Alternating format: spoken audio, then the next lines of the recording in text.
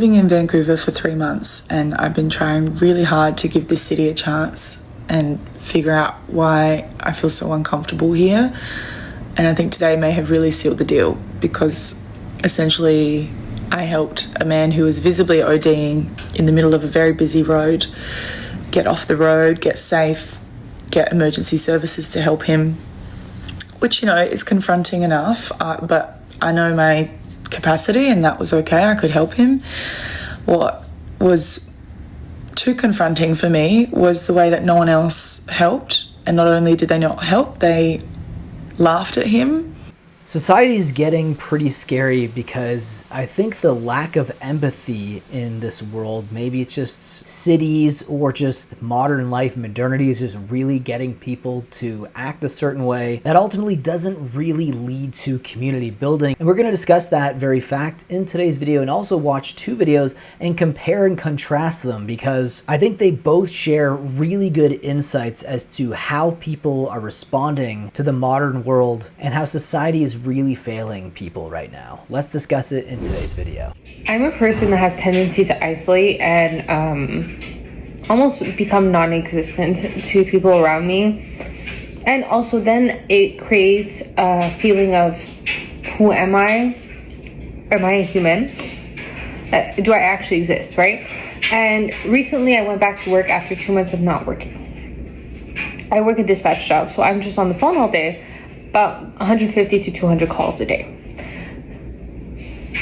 It varies, obviously, but that's 150 to 200 people that I'm talking to. Sometimes it's the same people like 4 or 5 times per day, but still, and I make people laugh. I make people happy. I make people mad. Sometimes people are just in a bad mood and there's nothing you could say or do to make them happy. And it's refreshing. It's like, I think of the interactions I had today and I'm like, you know what, like, that's really sweet. I had good interactions. Or even like coming into my building, right?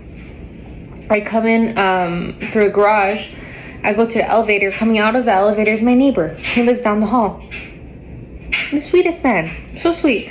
I saw him once before and I told him, like, have a nice day, and he literally froze and he said, like, you too, and then when he saw me downstairs today, I told him, yeah, like, have a beautiful day, and he's like, oh, the nice neighbor.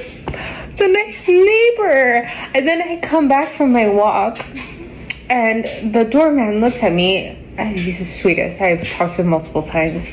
I love the doorman here, him in particular, and he looks at me, he's like, you're so pretty. And it's like, I close myself in like I'm garbage, yet I clearly make people happy, or people care for me or like me. None of this makes sense to me. Like, I don't make sense to myself. I also lose my ability to hold conversation or to connect with people. So I am still struggling with that. Sometimes on the phone, like today, there was a guy who was very, very nice. And he was having a situation where basically people just didn't know what to do and they were being a little dumb. And he's like, do you know what a code 18 is? And I have no clue. And he's a French Quebecer man. And he's like, well, sometimes the problem is the people that have it 18 inches away from their face, so the people in front of the screen. And he wasn't talking about me, he was talking about the other people that are in front of a different screen causing the issues. And he was just giggling, laughing. It's like, it brought him so much joy to share that with me and to hear me laugh. And it's like, I think about things like that and I'm like, that affects a human. Like, being able to have the opportunity to talk to people like that is good for us. Working is good for us, even though we're underpaid, undervalued, overworked. It's still good for us. And I have to remember that every day that I don't want to go to work, it does bring me some value other than being able to survive. Now, that was an interesting clip because we're going to contrast it to what's being said in this last clip that we're going to react to and talk about, because it really goes to show that just general kindness sometimes really does go a long way, especially because people are very antisocial right now. People are very negative, and you could feel like there's just something festering underneath the surface, But this last clip here is completely in contrast, freaking out about it. She doesn't really understand what to make of it, but she says that it really makes sense based on what she was feeling about living in this particular city. So we're going to react to that and also discuss it. And I want your opinions about it as well down below in the comment section. Living in Vancouver for 3 months, and I've been trying really hard to give this city a chance and figure out why I feel so uncomfortable here.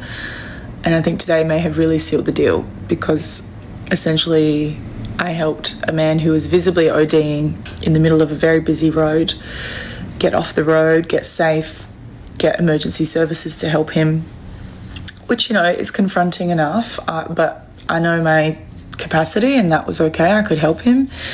What was too confronting for me was the way that no one else helped. And not only did they not help, they laughed at him, pulled out phones and recorded him.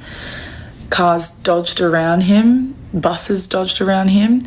And then when I was helping him, a man walked past and looked at me and tried to have like a bit of a knowing glance with me, and he said, "Don't worry, this kind of thing happens in Vancouver every day." I was not the one in that moment. I was like, yeah, I know, I live here. What are you trying to say to me right now? Like, this guy nearly got run over, I'm going to help him.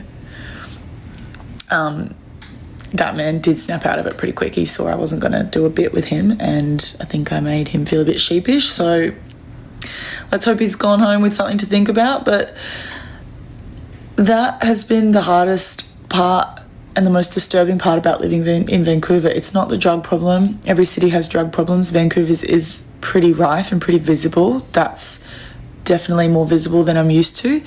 But it's the way everyone else who doesn't have a problem, isn't unhoused, is so desensitized to it, to the point that I've seen people step over passed out bodies. I've seen people lining up for their $10 matcha in a really gentrified area and having to line up around passed out people, like visibly ODing. And I know not everyone knows how to help. I don't blame people for not having the tools to help, but you can give people their dignity. You cannot pretend they don't exist, or pretend worse, that they're scum. Laugh at them, film them, step over them.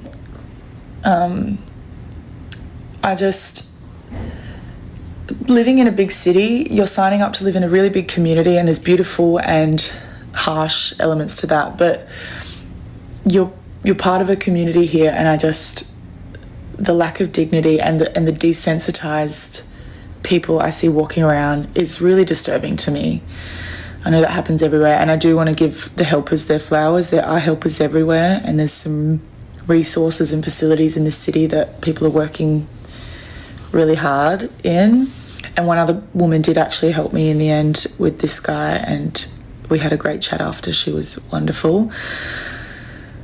But yeah, I don't blame people for not having the tools to help, but the lack of dignity is astounding, and the desensitized people walking around is astounding, and I don't want to ever get used to that, and I will not miss that when I leave. So Vancouver, there's a lot of pretty, there's a lot of ugly, but it's the way you guys deal with your ugly that has really shocked me to my core.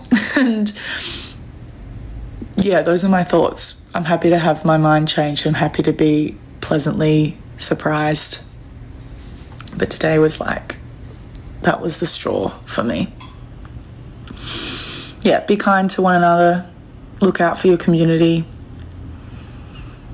And what she said at the end there, I think, really resonates with me, and that's the lack of dignity. And I think it's because we are so desensitized by modern society, especially cities, and maybe every city is different. You know, I lived in Toronto growing up, and I could tell you it was very similar to what she was experiencing here. I'm sure a lot of Canadian cities, I don't know if it's the Canadian coldness. I know that during the World Cup, a lot of that Canadian friendliness stereotype kind of went out the window, and people, you know, probably realized and watched videos like this or seen this stuff happen on the streets. There is a lack of empathy right now, which is not good, especially if you're in a city, because the whole point of a city is to be a bigger community. Yeah, I know it's stressful living in cities and everything else like that, but you're kind of signing up to be in a community environment. And when you're in a community, you're supposed to kind of help each other out. And we've kind of lost that as a society. We really have gone astray. And I want your opinions about that. Maybe you have another opinion that you'd want to share as well in the comment section. Please do. With that being said, guys, leave your thoughts about this video down below in the comment section,